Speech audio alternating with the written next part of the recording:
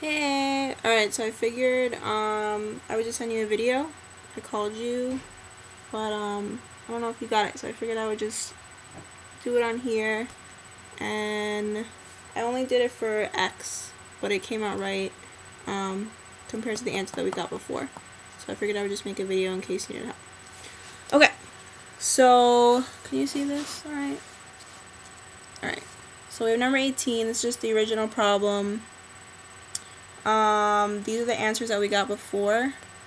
X is -1, Y is -1, and Z is 2. And then basically, I guess for Kramer's rule, you just use X is equal to D of X over D, Y is equal to D of Y over D, and then Z is equal to D of Z over D. So I get closer. Okay. So basically, to start off, I just put it in like a really simple matrix. So I just took like the columns down, put it there, and then the answers.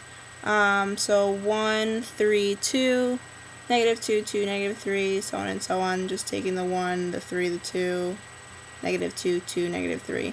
And then these are just the answers. So to get D, let's pull this up a little bit. To get your base determinant,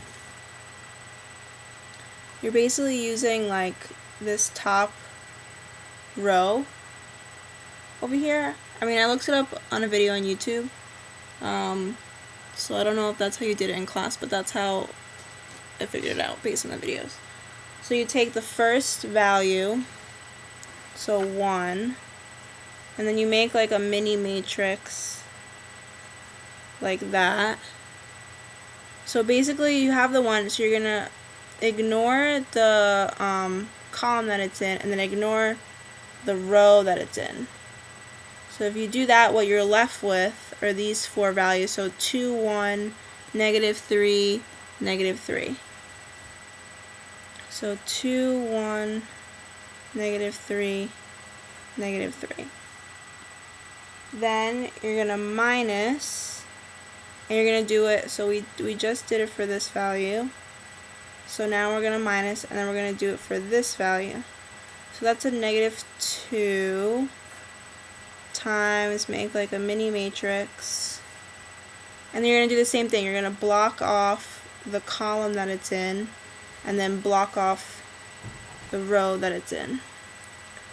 So if we do that, we get 3, 1, 2, -3. 3, 1, 2, right? 3, 1, 2, -3. Okay. Then for the last one, you're going to add. So you take this value here, which is 1, and then do another mini matrix, and you're going to block off those values. So you get 3, 2, 2, -3. 3, 2, 2, -3. So that's what, oh, wrong way. That's what that looks like so far. Then we're going to bring this down, and you're going to multiply these two numbers together, and we're going to call that group A, and then you're going to multiply these two numbers together, and we're going to call that group B. Is this clear? Is it fuzzy? Oh, okay. Alright. And then you're just going to do A minus B. So 2 times -3, oh, you're going to multiply it by that number that's in the front. So it's going to be 1 times 2 times -3 is -6, minus -3 times 1, which is going to be -3. Then you're going to move to the next one. So since it's minus -2, it's going to be +2 times 3 times -3, which is -9, minus 2 times 1, which is 2, and then plus the 1 here, plus 1 times 3 times negative 3, which is negative 9, minus 2 times 2, which is 4. So you're bringing down the same sign from up here. This positive is coming down, positive 1. This was a negative, it just became positive because of the double negative. And then that one is just the same thing. So your D is going to be 1 times negative 6 plus 3, so that's going to be negative 3, plus 2 times negative 9 minus 2 is negative 11, plus 1 times negative 9 minus 4 is negative 13. So your D, oh, you can't see that, can you? Alright, D is going to be negative 3 minus 22 minus 13. So your D is going to equal negative 3 minus 22, it's negative 25, minus 13 is negative 38. Okay.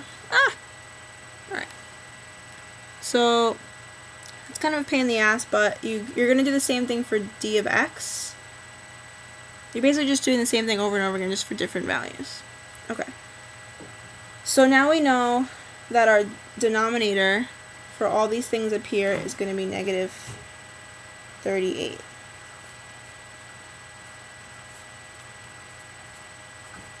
Okay.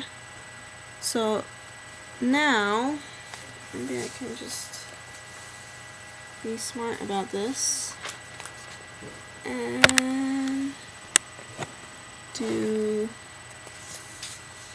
that. Can you see that? Yeah. Alright. So then for D of x,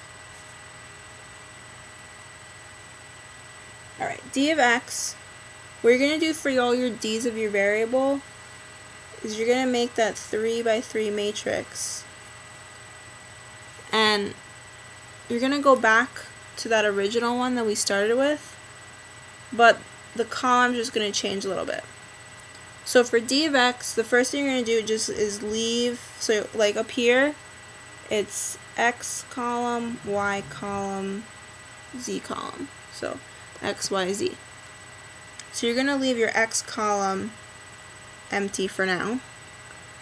And for your y column, you're just going to use the same values from before. So it's just going to be negative 2, 2, negative 3, and then 1, 1, negative 3.